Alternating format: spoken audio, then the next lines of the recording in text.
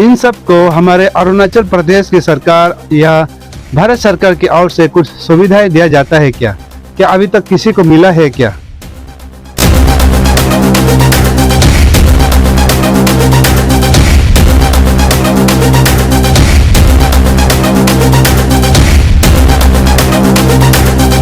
Sedan में है वांचोनु मेमेतेचा।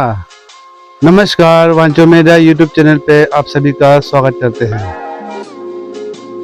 वांचोनु के पूरे गांव में जितने भी गरीब लाचार लोग हैं और ओल्ड एज पेंशन से लेकर जो अपाहिज यानी जो लोग हाथ पांव से विकलांग हैं, एबनॉर्मल है, इन सब को हमारे अरुणाचल प्रदेश की सरकार या भारत सरकार की ओर से कुछ सुविधाएं दिया जाता है क्या?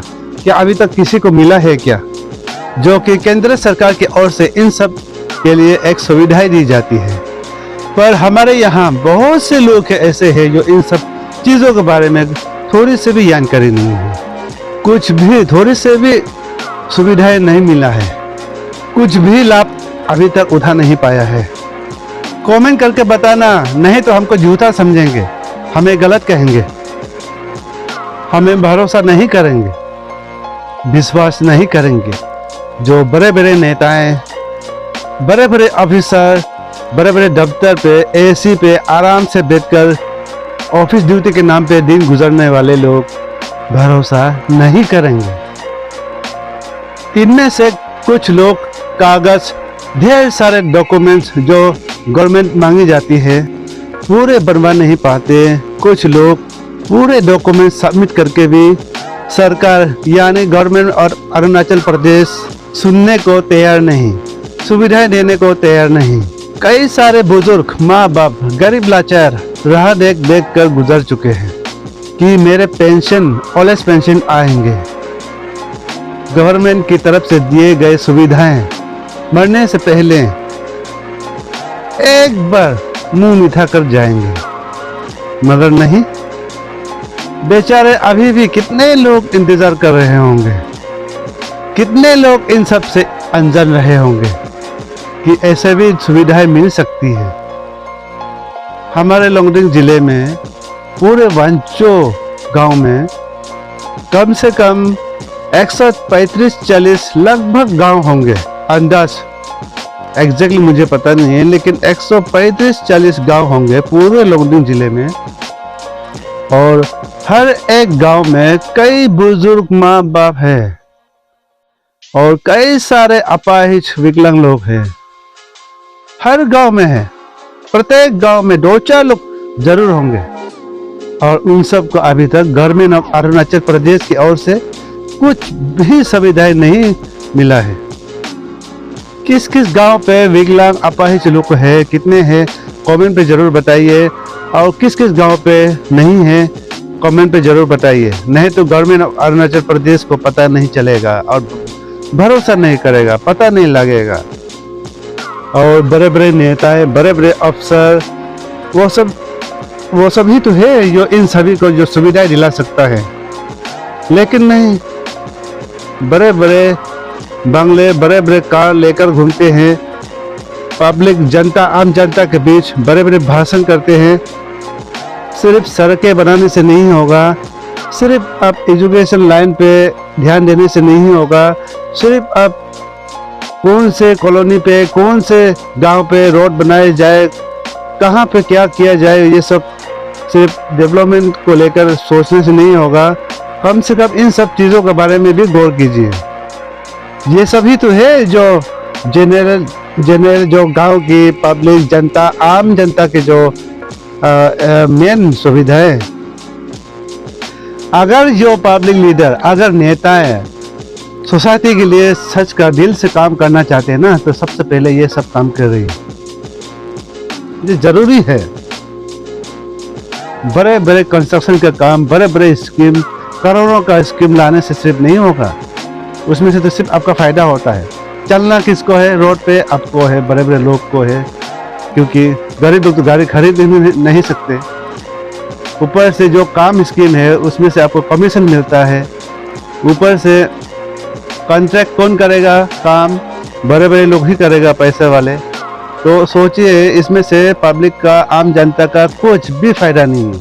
ना कि वो ज़िंदगी में अपने गाड़ी खरीद पाएगा इस रोड पे चलने के लिए, ना वो कॉन्टेक्ट कर पाएगा क्योंकि गरीब है।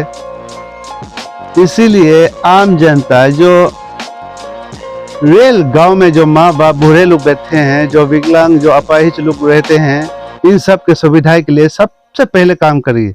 जो दिल से, जो अपने आप को सोशल वर्कर समझते हैं, जो नेता समझते हैं, जो सोसाइटी के लिए काम करने के लिए सोचते हैं, आप सबसे पहले गरीब दुखिया लोगों के लिए काम करिए। क्योंकि जितने भी आप बड़े बड़े स्कीम, बड़े बड़े करोड़ों का काम लेकर आओ, गरीब लोग तो करना नहीं है। ना कि सड़कों पर आप गाड़ी खरीद कर चलना है गरीबों को। केवल आप दूसरे की गाड़ी में चल सकता है, लेकिन गरीबों का जो सुविधा के लिए अगर आप सोचते हो तो सबसे पहले ये काम करिए कि गांव में बैठे हुए माँ बाप, गरीब लाचार लोगों की सुविधाएं किस तरह से, किस प्रकार काम करने से सुविधाएं उपलब्ध हो सकता है, ये सोचिए, इसे पहले करिए। और मैं एक चीज पूरे वांचोनु आम जनता से कहना चाहूंगा कि आने वाले जो अभी इलेक्शन आ रहा है 2024 को, इसमें आप अपना दिल से सोचिए, अच्छा से सोचिए कि आप किस प्रकार की लीडर चुननी है। जो पब्लिक की सुविधाएं, जो गरीब माँ बाप तक तो पहुंच सकते हैं, उसको आप चुनिए। पैसों का पीछे मत भागिए, क्योंकि हम लोग क्या करते हैं कि जब जब इलेक्शन होता है सब पैसे के पीछे भागते हैं, इसीलिए हम इन सब चीजों से पीछे रह जाते हैं। जब जब इलेक्शन आएगा, जितने भी पार्टी कैंडिडेट्स है उन सभी से पैसा कलेक्ट कर ऐड कर खाते हो आप लोग। और 5,000, 10,000, 2,000, 500, 1,000 खाकर आप वोट एक को देते हो और 5 सालों तो आप चुपचाप रह जाते हो, कुछ नहीं कर पाते हो। इसी तरह रहेंगे हम, पूरे वांचोनु कभी आगे नहीं बढ़ेगा, कभी आगे नहीं बढ़ेगा, ऐसा ही पड़ा रहेगा। और गांव में जो गरीब लाचार लोग है इसी तरह मरते रहेगा। बूढ़े माँ बाप कभी भी गवर्नमेंट का सुविधाएं दिखाई नहीं मिलेगा। इसमें सिर्फ बड़े बड़े नेता, बड़े बड़े लीडर का गलती नहीं है, इसमें सबसे पहला गलती हम आम जनता की है। क्योंकि हम ही नहीं चाहते कि लीडर ऐसे काम करे। लीडर जो होता है ना, पब्लिक के हित में काम करने के लिए हम चुने जाते हैं। आम जनता जो चाहेंगे वही करेंगे वो, लेकिन हम ही नहीं चाहते कि हम इस तरह की उपलब्ध करें हमारे गांव में। इसीलिए लीडर, जब जब हम इलेक्शन आते हैं पैसा मांगते हैं, जब जब जरूरत पड़ते हैं पैसा खा जाते हैं, तो लीडर इन सब चीजों में ध्यान नहीं देते। अगर वांचोनु को आगे बढ़ानी हो, अपने गांव को उन्नति करानी हो, विकास लाना हो, तो सबसे पहले इन गरीब माँ बाप के ऊपर सुविधाएं उपलब्ध कराइए। जो गांव में जो विकलांग है, अपाहिज है, जो एबनॉर्मल है, इन सब को देखिए पहले किस प्रकार की सुविधाएं दिया जानी चाहिए, ये आप सोचिए, उनको पहले देखिए। इसके बाद बड़े बड़े स्कीम लाइए। गांव में जो सबसे गरीब है, सबसे बेसहारा लाचार है, उसको पहले देखिए, उसके हित में सबसे पहले काम करिए, तभी देश विकास होगा, वांचोनु आगे जाएगा। छुपाने से कुछ नहीं होगा, ऐसे ही पड़ा रहेगा, मत छुपाइए। हर एक गांव पे है, हर एक गांव पे बुजुर्ग लोग, कई सारे लोग हैं जो अभी तक पेंशन क्या चीज है अनजान है। जो लोग कागज पूरा डॉक्यूमेंट सबमिट करके भी नहीं मिला है, वो लोग भी है। कई लोग ऐसे हैं जो राह देखकर गुजर जाते हैं कि कब आएगा ओल्ड एज पेंशन, जो गवर्नमेंट की सुविधाएं कब मिलेगा। थोड़ी से मुंह मीठा कर हम मरने से पहले थोड़ी सी गवर्नमेंट की सुविधाएं जो मुंह मीठा कर लूं, लेकिन नहीं, कई सारे इस तरह की राह देखकर मर चुके हैं, गुजर चुके हैं, मैंने देखा हूं। और उन लोगों के लिए सोचने वाले, उन सब तक उपलब्ध कराने के लिए, सुविधाएं लाने के लिए काम करने वाले बहुत ही कम है। ज्यादातर लोग सिर्फ अपना पॉकेट, अपने लिए सोचने वाले लोग हैं। अपने आप को लीडर बताता है, कॉलोनी का लीडर, सेगमेंट का लीडर, हाँ, डिस्ट्रिक्ट लेवल का लीडर, सर्कल लेवल का लीडर, सब अपने आप को लीडर मानते हैं। लेकिन जो एक्चुअल में जो गांव पे जो गरीब लाचार लोग है उन सब के ऊपर में काम करने वाले कोई नहीं होता है। इसीलिए ना जितने भी वांचोनू में पंचायत से लेकर जो एमएलए मिनिस्टर है असेंबली तक, जितने भी लीडर है जीपीएम से लेकर जीपीसी हो, चाहे पार्टी लीडर हो, चाहे बोर्ड लेवल की हो, चाहे डिस्ट्रिक्ट लेवल की हो, एमएलए मिनिस्टर तक जितने भी लीडर है ना वांचोनू में, सबसे पहले अपने गांव में जो गरीब माँ बाप है, बुजुर्ग लोग है, जो अपाहिज है, उन सभी के लिए पहले काम करिए। इसके बाद बाकी दूसरा बड़े बड़े स्कीम लाइए। असल में जो आप अभी तक कर रहे हो ना, पब्लिक के लिए, आम जनता के लिए, मेरे गांव के लिए, इन सभी से अभी तक जो गरीब लोग हैं उन सभी तक कोई सुविधा नहीं है, कोई लाभ नहीं है इन सब चीजों से। क्योंकि उनको ना कि कोई कॉन्ट्रैक्ट करने मिलता है, ना कि उनको इस पक्के रोड पे गाड़ी लेकर चलनी है, कोई लाभ नहीं है।